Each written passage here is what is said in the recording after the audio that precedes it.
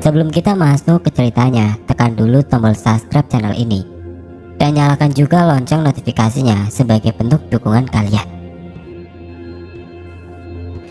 Untuk kisah kali ini, ada sebuah cerita yang ditulis oleh akun Twitter yang bernama @bian_sabil1. Dan untuk kisah yang akan saya bawakan kali ini, yaitu kisah yang berjudul Kontrakan Berhantu Yogyakarta.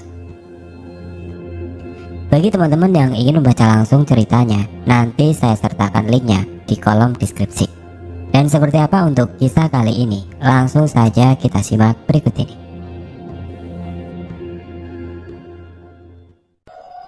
Tahun 2016 waktu itu, setelah aku lulus dari MAN, orang tuaku menyuruhku untuk ikut tes IPDN waktu itu. Mengingat beliau tahu cita-citaku dari kecil. Ya, dari kecil sampai sekarang cita-citaku tetap sama, pengen jadi Pak Camat.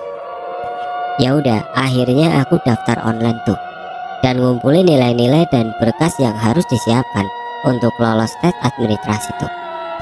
Aku ambisi banget waktu itu karena ya ini jalanku ke arah cita-citaku.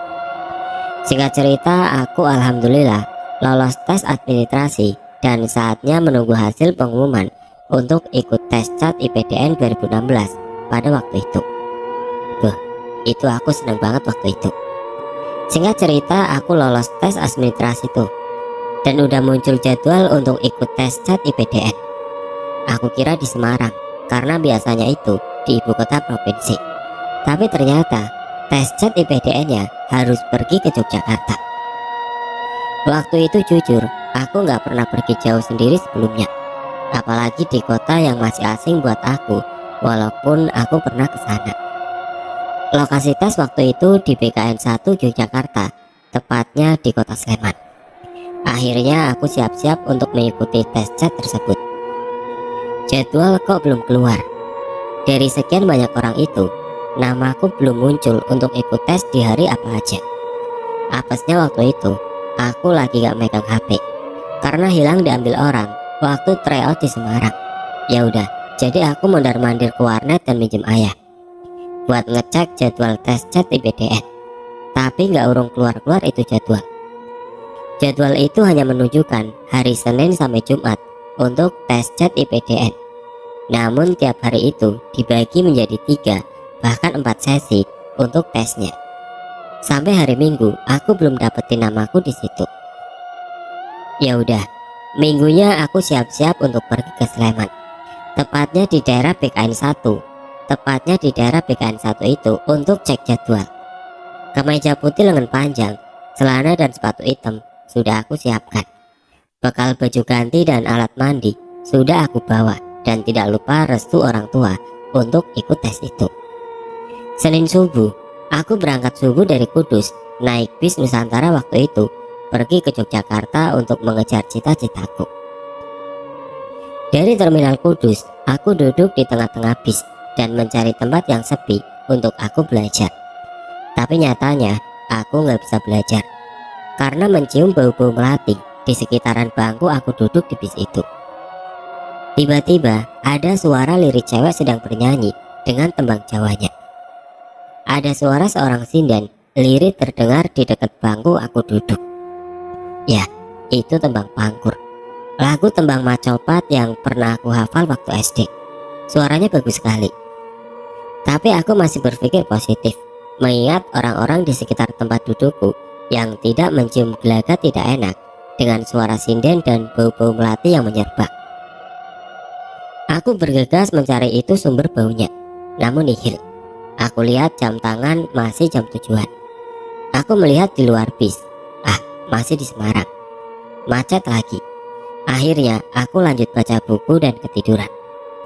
Aku kebangun gara-gara mencium bau minyak tawon yang cukup bau di samping badan saya, dan ternyata ada sesosok nenek tua yang duduk di samping aku. Tatapannya kosong dan selalu menghadap ke kaca samping kiri aku. Aku jujur merinding lah. Sampai jam 9 pun dan udah sampai Magelang, beliau pun selalu melihat kaca di sampingku dengan tatapan kosong dan muka yang cukup pucat. Mbah mau kemana?" Gak ada jawaban. Beliau masih melihat dengan tatapan kosong ke arah kaca bis. Ketika sudah masuk alun-alun Sleman, ia beranjak pergi ke tempat duduk tadi. Tapi sebelum itu, dia melihatku dengan tatapan yang cukup creepy. Beliau berumur 70-an, muka pucat, tatapan kosong, dan ketika beliau ingin beranjak pergi, ia memberikan kenangan yang cukup seram. Ketika dia menghadap ke aku, dia tersenyum lebar dan memperlihatkan gigi taring yang cukup seram, dan langsung menutup mulutnya ketika turun dari bis. Aku nggak bisa ngapa-ngapain. Mau teriak, mau doa, mau ini itu, seakan mulut dikunci. Ketika turun, dia melihat aku dengan sinis. Ada apa ini? Akhirnya sampai dong, aku di PKN 1 Yogyakarta. Rata-rata dulu anak yang ikut tes CAT dianterin sama orang tuanya atau saudaranya yang di Jogja. Lah aku, itu pertama kalinya aku mandiri. Akhirnya aku ke tempat informasi untuk melihat jadwal yang disediakan. Dan ternyata aku kedapatan jadwal hari Selasa dan di sesi terakhir. Dan ini masih hari Senin dan baru jam 11-an. Aku harus kemana ini? Sambil nunggu besok. Kos harian, duit gak ada. Nyewa hotel apalagi. Ke tempat temen atau kakak kelas, aku gak ada HP. Apalagi sesi terakhir itu jam 4 baru mulai dan selesai pasti maghrib. Dan bis Nusantara di Terminal Jombor udah gak ada. Aku bingung. Perjuangan ikut tes CAT ini sangat membekas bagi aku. Akhirnya aku duduk di musola situ dan bingung mau ngapain. Aku ngelihat anak-anak yang ikut chat sangat bahagia karena ditemani sama teman, sanak keluarga, dan lain-lain. Aku ingin ngisi kegabutan dengan HP. HP aku kan hilang dan gak megang HP. Sedih waktu itu. Akhirnya jam sore pun tiba. Melihat sesi terakhir di hari Senin sudah selesai. Makin lama semua mulai pulang. Tinggal aku yang masih di musola itu. Aku sholat maghrib dan hanya sedikit waktu di musola bikin mengingat sudah pada pulang. Setelah selesai sholat, aku beranjak pergi mengingat tempat itu harus netral dari peserta. Aku melangkah dari gerbang BKN dan duduk di pinggir jalan waktu itu. Aku harus ngapain? Aku harus tinggal di mana? Aku mau belajar di mana? Sedangkan uangku pas-pasan buat pulang. Sampai Isya berkumandang, aku masih duduk di situ. Jujur aku sedikit netesin air mata, saking bingung buat tes besok dan istirahat di mana. Aku sholat Isya di musola pom bensin dekat BKN Pas dan tidur di sana sejenak. Jam 9-an aku dibangunin, disuruh untuk pindah ke tempat lain, mengingat musola tersebut sedang direnov. Aku akhirnya jalan ke arah Terminal Jombor, masih pakai kemeja putih, disertai celana hitam dan sepatunya. Aku jalan sambil bingung mau tidur di mana waktu itu. Aku mampir beli makanan sebentar waktu itu dan meminta sedikit nasi lebih buat besok pagi biar nggak lapar. Tiba-tiba waktu makan, aku dipegang pundakku dari belakang. Seorang ibu-ibu penjual jamu gendong yang baru berhenti dan mampir makan. Mas, habis dari tes di PKN ya? Mau pulang kemana? Kok masih di sini? Sebut saja ibu itu Ibu Rukmini. Akhirnya aku jelasin asalku dari Jepara yang jadwal tesnya salah dan menunggu besok dan mencari tempat buat naungan sehari untuk belajar dan tidur. Ya wes, tidur di kontrakannya Bu Rukmini ya. Kebetulan lagi kosong, gak usah bayar gak apa-apa. Itu tinggal disapu kok. Bu, makasih banyak. Ini bener kan? Jauh gak Bu dari sini? Enggak Nang, deket dari sini. Tapi di dalam kontrakannya ibu buat naruh seperangkat gamelan. Soalnya nggak ada tempat buat naruh itu. Tenang Bu yang penting aku ada tempat buat bernaung. Akhirnya kita jalan ke salah satu gang dekat pom bensin depan BKN Pas itu. Aku bantuin Bu Rukmini bawa bakul jamunya, mengingat umurnya yang mungkin hampir tua. Dan singkat cerita, aku sudah sampai di perkampungan yang terdapat tanah yang cukup luas dan ada rumah yang menjorok ke dalam suatu kebun atau apa gitu. Dibilang kontrakan, ini bukan sih, kayak rumah tapi ya kegedean. Mau dibilang kontrakan ya agak terlalu kecil. Intinya kita sudah sampai ke pekarangan Ibu Rukmini. Rupanya joglo adat Jawa seperti rumah joglo adat Jawa seperti rumahku yang di Jepara. Tapi cukup luas pekarangannya. Ada pohon mangga dan pohon jambu di belakang rumahnya, dan mengingatkan saya kejadian waktu di kuburan bersama si Dion. Rumah kontrakannya terpencil. Ada pohon pisang yang cukup banyak di situ. Rumah kontrakan itu gelap dan tidak ada yang menyalakan lampunya, termasuk Bu Rukmini, karena Ibu Rukmini ini ditinggal suaminya karena kecelakaan tahun lalu dan tidak mempunyai seorang anak. "Bu, ini rumahnya. Nanti aku nyalain lampunya sama aku sapu rumahnya dan depan ya, Bu." "Oh enggak Mas, nanti kalau mau apa-apa ke rumah Ibu aja. Ini kuncinya ya, kalau ada apa-apa ke rumah Ibu aja." "Siap Bu matur sembah nuwun nggih. Udah dikasih tempat buat tidur dan belajar besok." "Oh iya Mas, Ibu nanti berangkat ke pasar jam 3-an buat beli bahan jamu dan pulang jam 7-an karena Ibu jaga sayur dulu. Nanti kalau mau berangkat, kuncinya taruh di situ saja." Sambil menunjuk ke arah kotak dekat pintu rumah Ibu Rukmini. Kejadian mulai gak mengenakan mulai terjadi. Jam menunjukkan jam 11. Aku masuk ke kontrakan itu. Kejadian horor pun terjadi. Jam 11 waktu Indonesia Barat, aku menyalakan saklar rumah untuk menyalakan listrik dan lampu luar rumah agar tidak terlihat seram. Cetek, cetek. Kok nggak ada perubahan ini rumah ya? Nggak mau aku nyalain atau gimana ini rumah? Ya udah tuh, aku bingung. Penerangan dengan lampu rumah Bu Rukmini yang agak jauh, aku benerin saklar rumah. Cetek, cetek. Tetap nggak bisa. Akhirnya aku nyari colokan atau apa gitu yang bisa dibenerin ini rumah biar nyala. Dan aku berniat keliling di rumah ini tanpa harus bangunin Ibu Rukmini. Aku mencoba nyari dari sebelah kiri dengan menengok jendela dan horden di dekat jendela itu. Aku intip di setiap jendela. Naasnya, ketika aku melewati jendela yang pertama, horden terasa ada yang menyibak dari dalam. Padahal tidak ada orang di dalam situ. Aku tengok jendela itu, nggak ada. Ketutupan gorden dan nggak bisa melihat dari luar. Aku urungkan niatku melihat dan melanjutkan memutari rumah kontrakan itu. Tapi pas mau ke arah belakang, cetek, reak. Jendela terbuka secara perlahan. Jendela kebuka nih.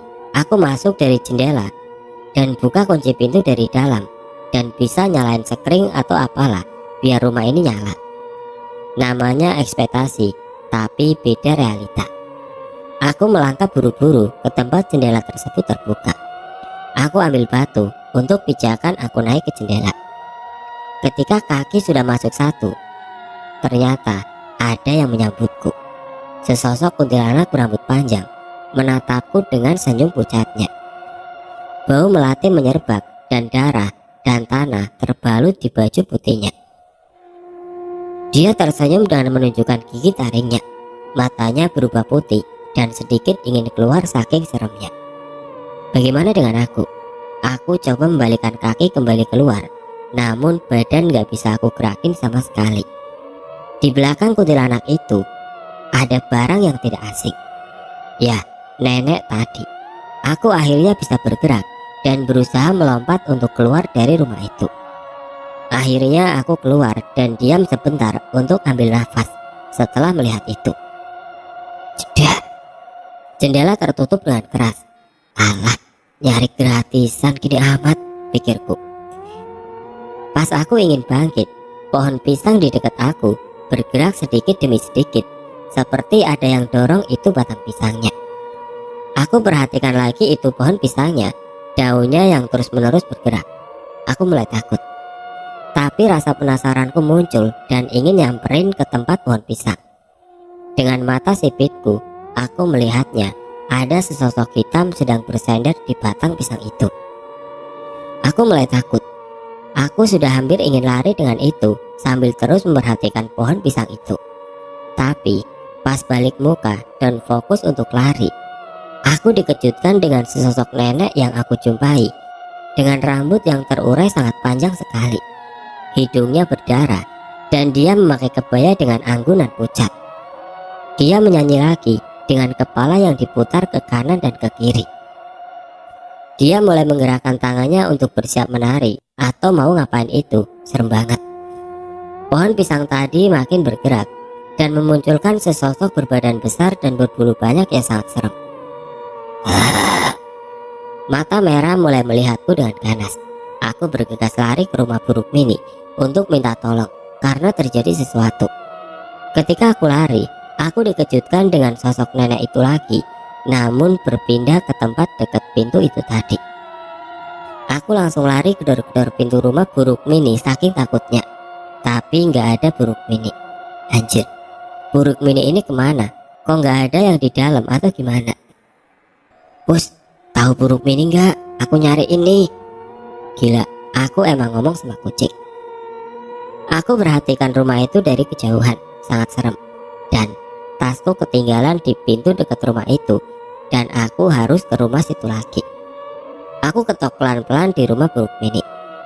Nihil, nggak ada sautan. Aku elus itu kucing, entah dari mana itu asalnya, buat nemenin kesepian aku. Aku senderan di tiang saja di luar rumah. Aku pangku kucing itu, dan aku istirahat karena kecapean. Jam 2:30-an, aku terbangun dengan suara gamelan yang berisik sekali. Aku cari sumber suara, dan suara itu berasal dari rumah kontrakan itu. Aku perhatikan di sekeliling rumah yang ada pohon pisangnya. Gamelan berbunyi. Pohon pun mulai sedikit gerak, dan sepertinya dinaikin seseorang. Aku mau ambil itu tasku, tapi aku melihat sesosok kuntilanak dan nenek itu berdiri di depan rumah itu dan menghadap ke arah rumah itu. Entah apa yang dilakukannya. Tembang pangkur dinyanyikan dengan lagu yang lembut, namun seram dan mencekam. Lagu yang bagus maknanya, namun dimainkan di malam-malam. Ya, aku juga ngeri. Kucing tadi pergi memeong sangat keras. Ketika memeong sangat keras, tiba-tiba kuntilanak dan nenek tersebut melihatku dengan tatapan kosong. Ah, ngapain dia lihat aku? Aku mau ngambil itu tas dan mau pergi sekarang. Dan bodohlah di pinggir jalan. Yang penting aku selamat dan enggak ketemu ginian lagi. Dia tiba-tiba menghilang. Namun suara gamelan masih terdengar. Pohon pisang masih bergoyang tidak jelas, seperti didorong atau ditarik oleh seseorang. Aku menoleh ke pintu rumah buruk mini. Masih tidak ada orang. Kelamaan aku nunggu. Sampai jam 3 beliau keluar. Aku mau keluar sendiri secepatnya. Aku mulai mengendap-endap, takut ada yang melihat saya dan mengganggu saya lagi. 20 meter, 15 meter. Oke, masih aman. 10 meter, 5 meter. Dan sampai juga aku ambil tasnya untuk aku bawa keluar dari pekarangan ini. Pas aku ambil tas dan pulang, aku terasa dikejar oleh bangkai makhluk. Pas aku noleh ke belakang sambil lari, aku dikejar banyak setan dong. Ada pocong yang loncat, ada 5 ngejar aku, dan kuntilanak yang terbang ingin menghampiri aku. Dan ada tuyul dan gendruwo gelayutan di pohon ngejar aku semua. Aku lari sekuat mungkin untuk meninggalkan pekarangan ini. Namun aku merasa jauh banget ini jalan untuk keluar. Aku masih dikejar sama hantu-hantu yang gila itu. Pas kebetulan menengok ke rumah Ibu Rukmini, ada seonggok kepala di jendela yang tersenyum merasa puas karena kejadian ini. Oh anjir lah, hantu itu terus mengejar sampai aku alhamdulillah keluar dari pekarangan itu. Aku keluar ke jalan utama ke arah PKN dan arah jalan besar untuk mencari tempat aman dan untuk menghela nafas. Tiba-tiba aku ngantuk. Ada kakek-kakek yang menepuk bahuku dan refleks aku memeluknya sambil bilang, Mbak kemana? Aku takut Mbak, temenin aku. Aku habis lihat setan banyak. Ayo cerita di masjid Yona. Kira-kira bahasa Indonesianya gitu waktu itu. Soalnya aku pakai bahasa Jawa. Akhirnya singkat cerita, Mbah Kasmo, nama nggak aku samarin karena dia baik banget sama aku. Dan aku pergi ke masjid untuk rebahan sambil nunggu subuh tiba. Akhirnya aku cerita semua ke Mbah Kasmo dari awal aku naik bis sampai ketemu Mbah Kasmo saat ini. Sudah yuk Nak, kita nggak usah bahas setan itu. Yang jelas kamu nanti sore mau tes cat IPDN di PKN Kanang. Habis subuh tidur di masjid ini. Mbah yang jaga. Soalnya Mbah jadi marbot di sini. Enggak Mbah, makasih banyak. Sehabis sholat subuh, aku tidur di masjid itu sambil dijagain Mbak Kasmo di situ. Ini pokoknya di sekitaran terminal Jombor. Soalnya aku lari ke sono itu saking takutnya. Bangun tidur aku langsung cuci muka dan jam menunjukkan pukul 11 dan Mbak Kasmo masih tetap nungguin aku di situ sambil bawa singkong rebus yang enak sekali. Setelah mandi dan sholat zuhur, aku makan singkong dengan Mbak Kasmo. Nah, tak ceritain sambil makan singkong ya.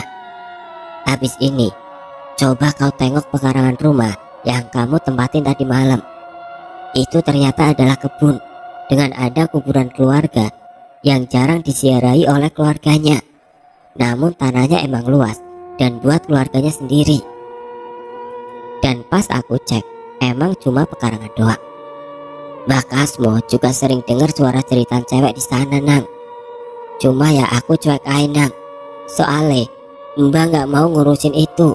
Malah kamu samperin pekarangan itu. Lah tak kirain beneran rumah Mbah. Soalnya aku gak ada saudara. Akhirnya aku pamit, tapi bukan perpisahan. Soalnya aku balik lagi ke masjid itu, mengingat sesi tesku jam terakhir. Dan gak mungkin nyari bis malam-malam ke arah Kudus Jombor. Ya udah, aku minta doanya buat kelancaran tes nanti. Singkat cerita, aku selesai tes dengan baik. Waktu itu menunggu seminggu dulu, baru diumumin hasilnya. Dan ada kriteria minimal ya untuk masuk ke tahap selanjutnya. Akhirnya aku masuk ke masjid dan bertemu Mbak Kasmo untuk makan malam. Aku bawain nasi goreng 2 buat aku dan Mbak Kasmo. Mbak Kasmo akhirnya ikut tertidur dengan aku di masjid itu karena mau jagain aku. Esoknya aku pergi ke terminal Jombor untuk membeli tiket bis untuk ke Kudus. Sebelum aku pulang, aku pamitan ke Mbak Kasmo. Terima kasih yang sebanyak-banyaknya untuk beliau. Aku nangis di pelukannya. Aku memeluk dengan tulusnya dan Mbak Kasmo menangisi kepergian aku pulang ke Kudus. Ya Allah Nang, semangat ya, mungkin sukses. Hidup itu udah jalannya dan Allah tahu yang terbaik buat hambanya. Sedangkan hambanya sendiri gak tahu apa-apa tentang takdirnya. Enggak Mbah, jenengan tak ingat-ingat sampai aku punya anak cucu nanti. Yang sehat ya Mbah. Akhirnya aku naik bis dengan menyisakan rasa sedih karena meninggalkan Mbak Kasmo. Singkat cerita, aku memang lolos dari cat tes IPDN, namun takdir berkata lain. Aku gagal di salah satu tes dan akhirnya cita-citaku gagal pada waktu itu. SBMPTN aku gak ikut gara-gara ada berbarengan dengan tes IPDN. Ujian mandiri pun aku gak pengen memberatkan orang tuaku karena UKT. Aku gapiar setahun dan aku isi dengan kerja di Tangerang Selatan, seperti pernah kerja di Makurame Udon, terus MCD dan lain-lain. Pokoknya aku ladenin dah, mengisi waktu luangku selama setahun dan juga bentukin badan agar bugar kembali waktu tes IPDN di tahun 2017. Gagal lagi di tahun 2017. Wes pokoknya jancuk lah. Kamu mematahkan semangat aku waktu itu. Dan akhirnya aku sekarang kuliah di universitas swasta di Tangerang Selatan, yang sangat buat aku mendapat pelajaran hingga sekarang. Intinya, aku punya prinsip seperti tercantum di surat Ibrahim ayat 7 dan diajarkan oleh Mbak Kasmo. Sesungguhnya, jika kamu bersyukur, pasti kami akan menambah nikmat kepadamu. Intinya, disyukuri saja apa yang kita dapatkan sekarang. Niscaya akan diberi nikmat lebih lagi dari Tuhan. Semangat ya. Semoga orang tuaku dan orang tuamu panjang umur di sana. Oh ya, Mbak Kasmo meninggal di tahun 2016 akhir tahun.